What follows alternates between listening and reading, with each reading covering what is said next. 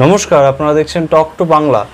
আমি অভিষেক রয়েছি আপনাদের সঙ্গে। এই মুহূর্তে যে গুরুত্বপূর্ণ খবর নিয়ে তা কিন্তু আজ 4 জুন এবং সারা দেশ কিন্তু নির্ধারিত করে ফেলেছে আগামী 5 বছর কাদেরকে তারা শাসক হিসেবে দেখতে চলেছে, তাদের সরকার কে গঠন করবে এবং কে কিভাবে দেশের নীতি নির্ধারণ করবে। দেশের মানুষ কিন্তু তা স্থির করে ফেলেছে এবং সেই রেজাল্ট অলরেডি আমাদের সামনে এসে পৌঁছেছে এবং তা নিয়ে বিস্তারিত আলোচনা করব। কিন্তু তার আগে অবশ্যই টক টু বাংলার ইউটিউব চ্যানেলটা আপনারা সাবস্ক্রাইব করে দিন এবং প্রত্যেকটা ভিডিও লাইক কমেন্ট শেয়ার করে ভরিয়ে দিন। এবার আসি আজকের যে খবর তা নিয়ে। অত্যন্ত গুরুত্বপূর্ণ দিন আজকে। সারা দিন আমরা ওইদিকে তাকিয়েছিলাম। 18তম লোকসভা নির্বাচন, স্বাধীন ভারতের 18তম লোকসভা নির্বাচনের রেজাল্ট আজকে এবং কি হতে চলেছে। সমস্ত সমীক্ষা কিন্তু একদিকে ছিল যে মোদী সরকার আবার গঠন হবে এবং 300-র বেশি সিট নিয়ে মোদী সরকার গঠন হবে এবং তাদের নিজেদের স্লোগান কিন্তু ছিল ইস বার 400 পার। সুতরাং সমস্ত সমীক্ষা, সমস্ত মানুষের রায় বা সমস্ত ইঙ্গিত তাদের দিকে থাকা সত্ত্বেও আজ যে রেজাল্টের সম্মুখীন আমরা হলাম তা কিন্তু বেশ খানিকটা ধাক্কা দিয়েছে। এবং সেই পুরনো একটা গান মনে পড়ছে, রাজেশ খান্নার একটা ছবির গান, ইয়ে পাবলিক হ্যায় ইয়ে সব জানতি হ্যায় ইয়ে পাবলিক হ্যায়।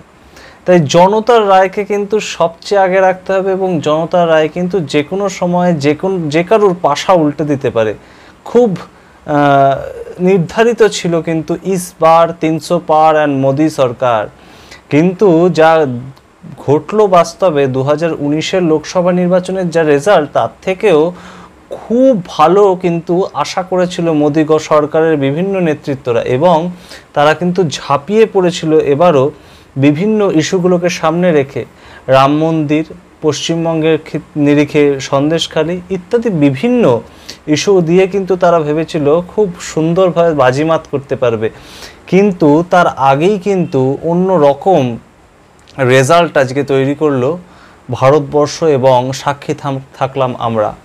এক অদ্ভুত রেজাল্ট, এমন এক রেজাল্ট যা প্রতি মুহূর্তে চেঞ্জ হয়ে যাচ্ছিল এবং দেশের প্রধানমন্ত্রী নরেন্দ্র মোদী, তিনি দেশের প্রধানমন্ত্রী এবং তাকেও কিন্তু সকালে শুরুর দিকে পিছিয়ে থাকতে হয়েছিল বেশ কিছুক্ষণ কাউন্টিং চলাকালীন।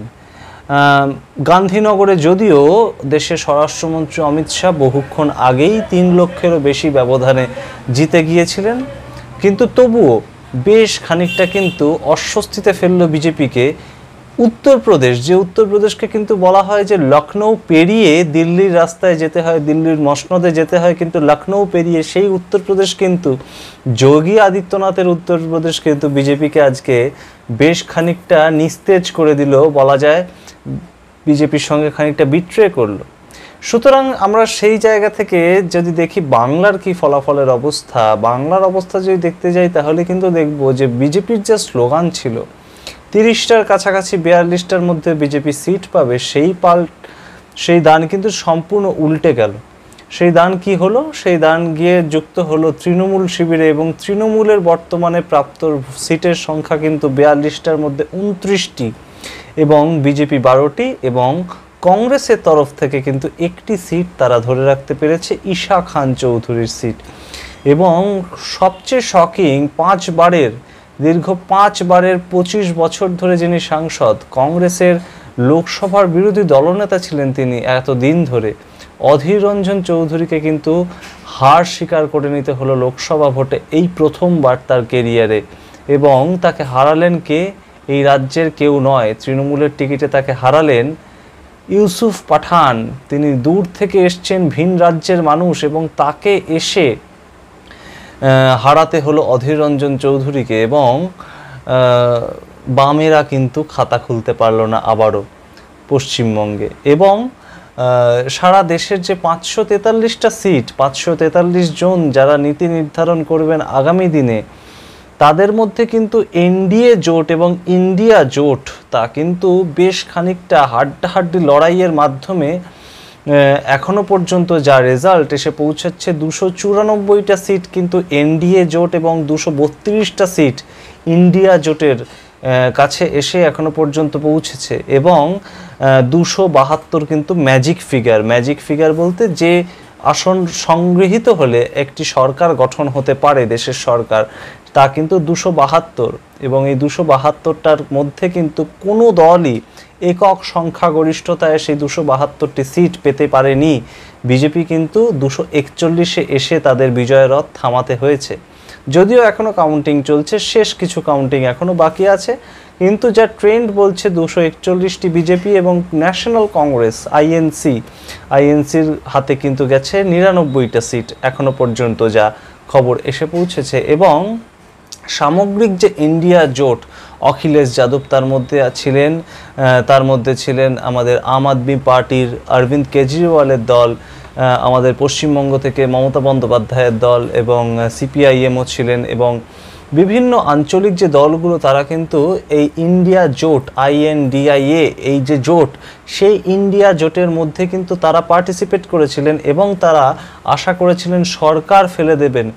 এবং কিন্তু তারা বহুদিন ধরে কিন্তু এই দাবি করছিলেন যে এবারে কিন্তু বিজেপি সরকারকে তারা পরাস্ত করবেন এবং ইন্ডিয়া জোটের সরকার তারা তৈরি করবেন, এবং তা কিন্তু বেশ খানিকটা কাছাকাছি গিয়েও সামগ্রিক স্বপ্ন পূরণ হলো না। কিন্তু পার্লামেন্টে কিন্তু বিরোধীদের সংখ্যা অনেকটাই বাড়লো এবং পার্লামেন্টে কিন্তু তারা বিজেপি বিরোধী শক্তি হিসাবে পরিচিত হলো এবং প্রায় কাছাকাছি দেশের মানুষ কিন্তু প্রায় কাছাকাছি রাখলেন এনডিএ এবং ইন্ডিয়া জোটের সমস্ত সাংসদদের।